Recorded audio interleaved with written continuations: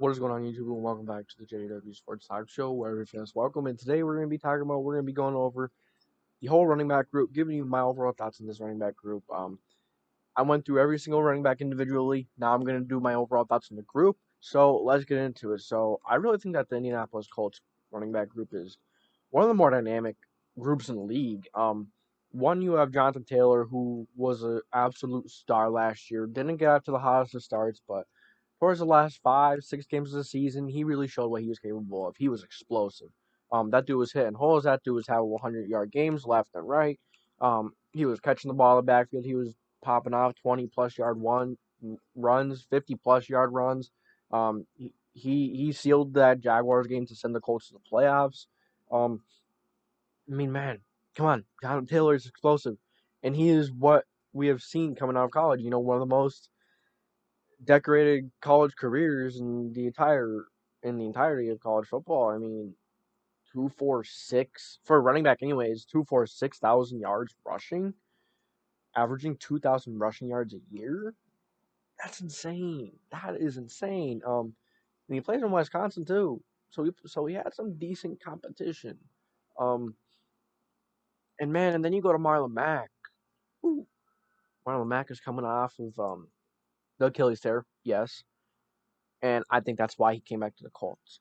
He came back to the Colts to show that he is still capable of being a really good running back. He still has that elite ball carrier vision. Of course, that doesn't go away. Ball carrier vision doesn't go away. It's a fact of him staying physically well and healthy and being an explosive player for the Indianapolis Colts. He's a decent catching back. He's an amazing runner, absolute amazing runner. His stiff arm is nasty. His run after the contact has improved so much. He has improved every single year, and I absolutely love Marlon Mack. And I think he's coming back to try and prove to other teams that he can still do what he can do. He didn't lose anything from that injury, and he's only going to get better. And then next year, he's going to go back and get a bigger contract, and there's going to be more money next year as well. So, then you have Nyheim Hines. And my gosh, dude, another really good freaking running back for the Indianapolis Colts. Nyheim Hines is, a really freaking good receiving back. You know, he's electric. He's one of those players, all you got to do is get the ball in his hands, and he's going to make a play. He's always making big plays for the Colts. And he's also a really darn good runner. But the truth is, he's more of a player you don't want to be giving more than 15, 16 carries a game. Let him come in, let him get 9, 10 carries a game. I think that's really good. 7 to 9, 7 to 10, somewhere around there. I think that's a perfect amount of touches for Nyheim. Maybe even more, because he's really electric in the receiving game, in the pass game. Like I said, all you do is try and get him the ball, and he's going to make a difference. And Nyheim Hines is really versatile. He's very dynamic. As we've seen, he's really athletic. And in the Lions game, after he caught that beautiful catch, kind of did a few somersaults there. Kind of did a front flip, corkscrew, whatever the heck you want to call it, man. It was beautiful.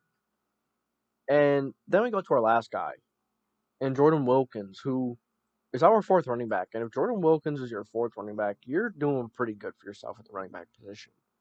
Because Jordan Wilkins is a really solid running back. He's really good. Not great. He's really good. He does everything solid. He's solid at everything.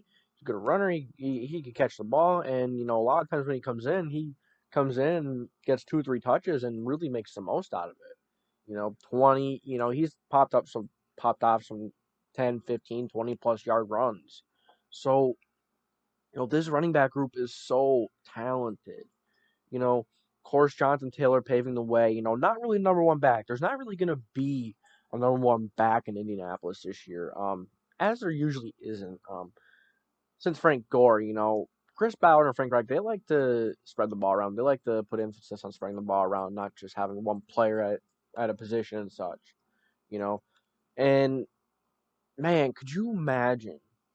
Could you imagine Marlon Mack tiring out, or Marlon Mack or Jonathan Taylor tiring out defense on the first half? And then the second half, one of the Marlon Mack or Jonathan Taylor run on a entire team. Man, come on now. Come on now. Tell me that doesn't get you excited, but we don't have to dream, because you know why? It's a freaking reality. um, Nyheim Hines is awesome, as I already talked about, and he's our third back most likely. Jordan Wilkins is our fourth back. There's, like I said, there's not really going to be a lead back. There's not going to be one dominant guy. This is going to be a running back group by committee.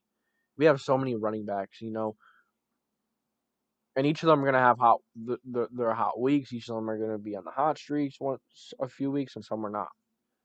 And they don't need to tire themselves out. They're always going to be fresh because there's four very capable guys. So let me know what you guys think about this running back group. I absolutely love it. And if you enjoyed this video, make sure to leave a like and subscribe. Give me your honest thoughts on these running backs. And as always, I will catch you guys later. Peace out.